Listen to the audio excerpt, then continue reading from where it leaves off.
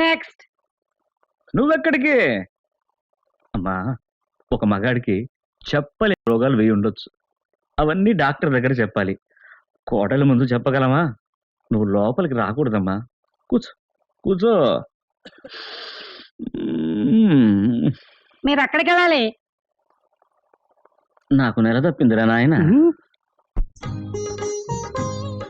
నమస్తే. మీరు పక్క గదిలోకి వెళ్ళండి. నాకు మీరే కావాలమ్మా. ఏమిటి మీరు అనేది? 8 గంటలకి ఉమా అనే అమ్మాయిని డిఎన్సీకి రమ్మని చెప్పారు కదా. అవును. ఆమె కన్న తండ్రినమ్మా నేను. కూతురికి పెళ్లి చేశాను, కానీ కట్నం బాకీ ఉండిపోయింది. ఈలోగా అల్లుడు గారు తొందరపడ్డారు. అమ్మాయి నెల తప్పిపోయింది. ఇప్పుడు ఆ గర్భం ఉంచడానికి వీల్లేదు అని వియ్యపురాలు గారు ఒంటి కాలి మీద నిలబడ్డారు. నెల రోజుల్లో కట్నం బాకీ తీర్చేస్తాను, కానీ పోయిన బిడ్డ తిరిగి వస్తుందా? అంచేత నా కూతురు ఇక్కడికి వచ్చినా ఆమెకు మీరు ఏమీ చేయకూడదు, కానీ చేసినట్టుగా ఒక స్మాల్ అబద్ధం చెప్పాలి. సార్, మీరు అనేది నాకు అర్థమైంది, కానీ నేను ఒక డాక్టర్ని. నాకు తెలీదా? బయట బోర్డు చూడలేదా? అమ్మా, ఇప్పుడు మీరు ఎందరో రోగులకు వైద్యం చేస్తున్నారు. వాళ్ళందరూ బతుకుతున్నారా? మధ్యలోనే కొందరు కునికేస్తున్నారమ్మా. అప్పుడు మీరేమంటున్నారు? మేము చేయాల్సిందంతా చేశాం, కానీ ఫలితం లేకపోయింది, మేము మనుషులమేగా అంటున్నారా లేదా? ఈ విషయంలో కూడా అలాగే చెప్పకూడదా? నేను ఇప్పుడు ఏం చెయ్యాలి? బాగున్నావా? బాగున్నానండి. మీరు రండి.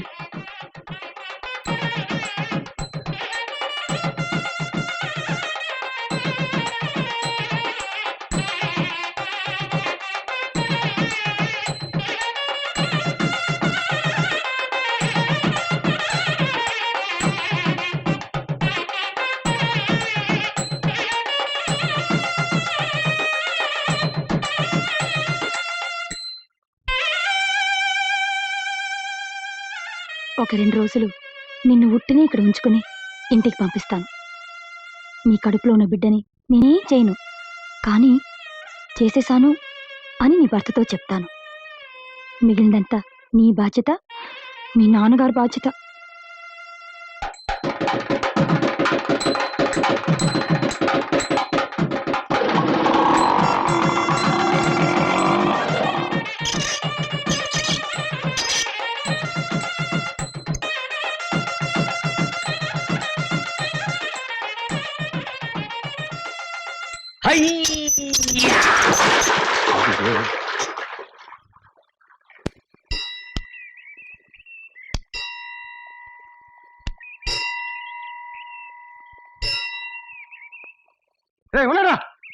ఉండండి.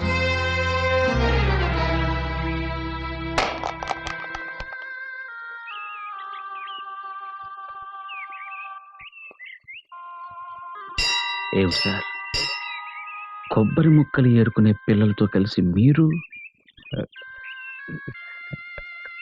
ఆకలేస్తుంది. బాధే సౌఖ్యమని అంత సుఖంగా ఎలా బతకగలుగుతున్నారండి? గత్యంతరం ఏముంది సార్? భగవంతుడు మన తలరాతను ఇంత అసహ్యంగా రాశాడని ఏడుస్తూ కూర్చోగలవా?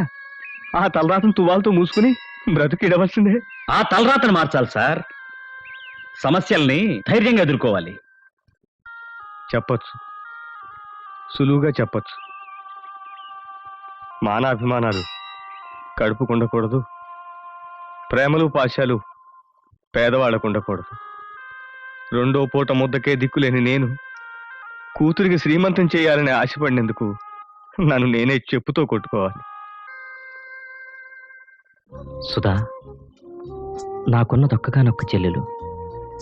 ఆమె శ్రీమంతం నేనేగా జరిపించాల్సింది. మొన్ననేగా 7 నెలల క్రితం అంత డబ్బు ఖర్చు పెట్టి పెళ్లి చేశాం. ఆ తర్వాత శ్రావణ మాసం అన్నారు, ఆ వెనక సంక్రాంతి అన్నారు, ఇప్పుడు సీమంతం అంటున్నారు. ఇది జరిగిపోతే పురుడు అంటారు, ఆపై బారసాల అంటారు. అన్నిటికీ మన ముందుకొచ్చేగా చేయి చాపేది. మనం అడుగు మాడిపోయేదాకా గోక్కుపోయేవాళ్లేనండి ఆయన వాళ్ళు. చూడండి, ఇంతవరకు మీ చెల్లెల కోసం ఖర్చు పెట్టింది చాలు, ఇక ఊరుకోండి. అర్థమైందా? అబ్బా చెప్పండి. ఇంకా నేనేంటి చెప్పేది? అమ్మా, ఎంత ఆలోచించినా చెల్లెలు శ్రీమంతం జరిపించడం సాధ్యమయ్యేటట్టుగా లేదమ్మా. బాబు, ఈ శుభకార్యం ఒక్కటి జరిపించు. రేపొద్దున మా దినకార్యాలు జరిపించకపోయినా పర్వాలేదు. అది వాడి మాట కాదే, వాడి పెళ్ళాన్ని చెప్పిస్తున్న మాట.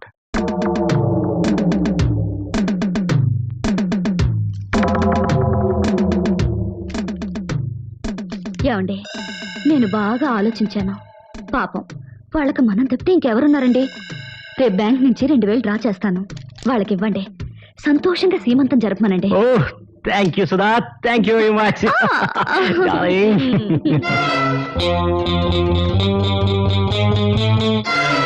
తెల్లారు దేనికైనా నీ పెట్టి తెరిచావా?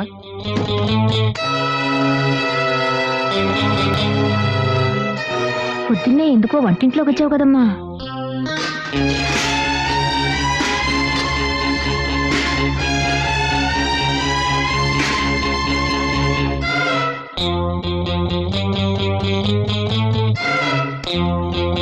అది మా పెట్టమ్మా, అందులో ఎలా?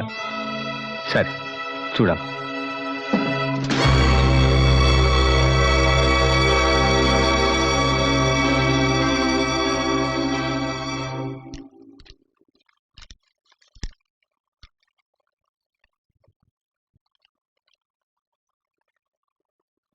నేనే తప్పు చేశానండి. వాళ్ళకి డబ్బు ఇవ్వాలని మీతో చెప్పానే గాని వాళ్ళతో చెప్పలేదు. అలా చెప్పుంటే పాపం వాళ్ళు ఈ దొంగతనం చేసుండేవారు కాదు.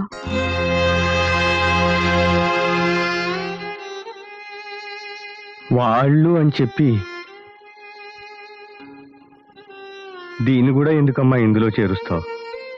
దీనికేం తెలీదు. నా కూతురు శ్రీమంతానికి నువ్వెక్కడ డబ్బు ఇవ్వనంటావోనని ఆ డబ్బు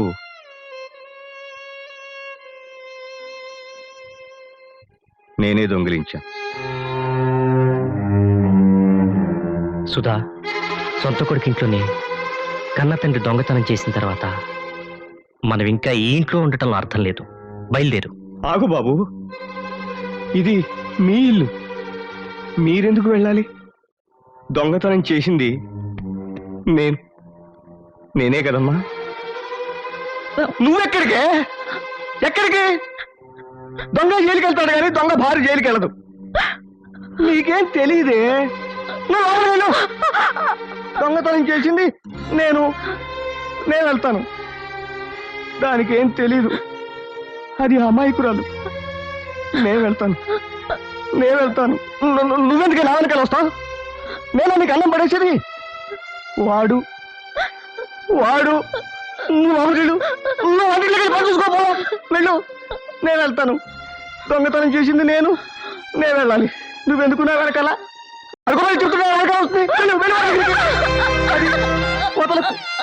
వాడినే గట్టిగా పట్టుకో, వాడేనే నీకు ఇంత అన్నం పడేసేది. అది అమాయకురాలు, దానికేం తెలీదు. నేను వెళ్తాను. సార్, ఎందుకు సార్ మీరు ఆ డబ్బు దొంగిలించారు? ఎవరు? నేనా? అయ్యో, ఆ భగవంతుడు సాక్షిగా నేను ఆ దొంగతనం చేయలేదు సార్. మరి ఎందుకు సార్ దొంగతనం ఒప్పుకొని ఇల్లు వదిలొచ్చారు? నన్ను నా భార్యని కూడా బయటికి పంపాలని నా కోడలు ఎత్తేసింది. కానీ నేను ఆ నేరం నా నెత్తి మీద వేసుకుని నా భార్యను అక్కడే వచ్చి నేను మాత్రం బయటకు వచ్చేసాను. ఎందుకు సార్ అలా చేశారు? ఏమిటి సార్ మీరు? నేను మగాణ్ణి, బయటకు వచ్చినా బాధలు ఎండలు తట్టుకోగలను. నా భార్య అలా తట్టుకోగలదా? అది నాలా కొబ్బరి ముక్కలు ఏరు తినగలదా? అందుకని సార్, అందుకే ఇలాంటిది ఏదో ఉండుంటుందని నేను అనుకున్నాను. నువ్వు ఇక్కడికి ఎందుకు వచ్చావే? ఇంటికెళ్ళు. మీరు ఇక్కడ కొబ్బరి ముక్కలు ఏరుకు తింటే నేను ఎంగిలోకి ఏరుకు తింటాను. వెళ్ళవే శనిగ్రహం. నేను వెళ్ళను కాక వెళ్ళను. వెళ్తావా? మీరు నన్ను కొట్టినా తిట్టినా సరే, ఆ యమధర్మరాజు పిలుపు వచ్చేదాకా నేను మిమ్మల్ని వదిలిపెట్టి వెళ్ళను. చూడండమ్మా, కష్టజీవులకి అంత సులభంగా పిలుపివ్వడమ్మా ఆ యమధర్మరాజు. అందుకే నేనున్నాను, పిలుపివ్వడానికి కాదు, మిమ్మల్ని ఆదుకోవడానికి. మీరు మీ ఇంటికి వెళ్ళండి. రేపు తెల్లారేసరికి మీ భర్త ఉండాల్సిన చోట్ల ఉంటాడు. అందుకేం చేయాలో నేను చేస్తాను. సరేనా? ఇక నువ్వు వెళ్ళు. మీరు భోంచేయండి. నేను భోజనం చేశాను, మీరు పెట్టించారు. నువ్వు తిన్నావు కదా. మీరు తిన్నారో లేదో తెలియకుండా నేనెలా తినగలనండి? అరే దేవుడా, అదే మన ఆడవాళ్ళ సంప్రదాయం. వెళ్ళి ఆవిడని భోంచేయమనండి. వెళ్ళండి.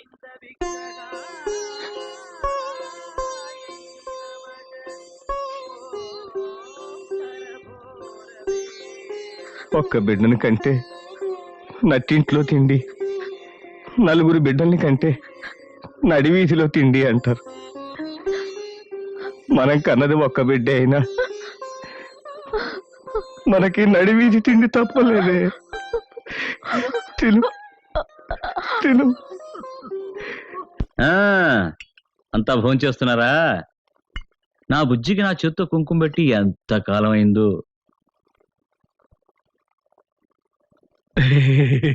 మీ అందమైన మొహం చూసుకోవడానికి మీ అమ్మ లేదే. కర్మ. చూడమ్మా, నా బిడ్డకి నేను పెట్టాను, నీ బిడ్డలకు నువ్వు పెట్టు.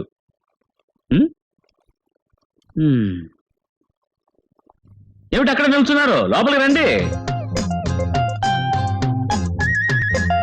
రండి రండి.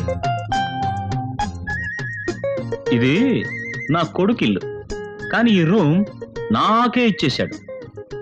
ధైర్యంగా వెళ్ళండి, వెళ్ళండి వెళ్ళండి. ఏంటమ్మా అలా చూస్తున్నావు? భోజనం పెట్టమ్మా. ఆయన మన ఇంటికి ఎందుకు తీసుకొచ్చారు? ఆయన నా బాల్య స్నేహితుడు రా బుల్లి.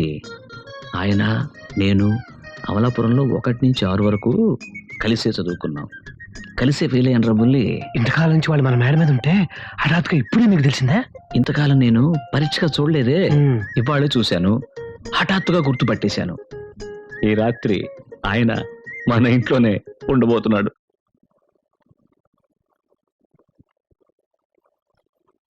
సార్, మీ అబ్బాయి గారు తింటూ తింటూ లేచి వెళ్ళిపోయారేమిటి? నా మూలంగా మీ ఇంట్లో గొడవలు రాకూడదు. నేను తిరిగి గుడికే వెళ్ళిపోతాను. ఆగండి, నేనున్నాను.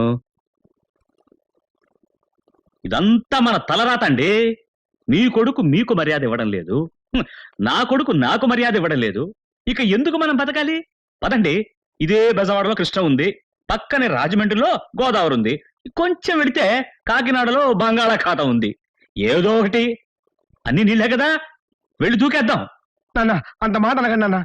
మీ బాల్య స్నేహితుని రాత్రిగా ఉండమనండి, తెల్లారగానే వెళ్ళిపోమనండి. తెల్లవారకుండానే నే పోతాను. నీ కన్న తల్లిదండ్రుల్ని నీ భార్య కుక్క కంటే హీనంగా చూస్తూ ఉంటే చూస్తూ ఊరుకుంటావేరా పేడి వెధవా? ఏదో ఒక రోజు నీలా అడగాలనుకున్నాను, అడిగే ధైర్యం లేకపోయింది.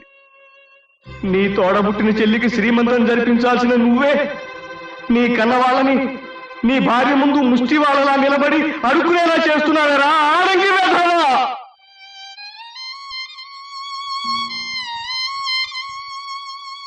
మీ అమ్మకి 2 పూటలా ఇంత అన్నం దొరకాలనే ఒకే ఒక్క ఉద్దేశంతోనే మానాభిమానాలన్నీ చంపుకుని కోడలు పెట్టే హింసలన్నీ భరిస్తున్నారు. ఒకవేళ నాకు ఏదైనా అయిపోతే కనీసం దానికైనా తల్లం పెట్టరా.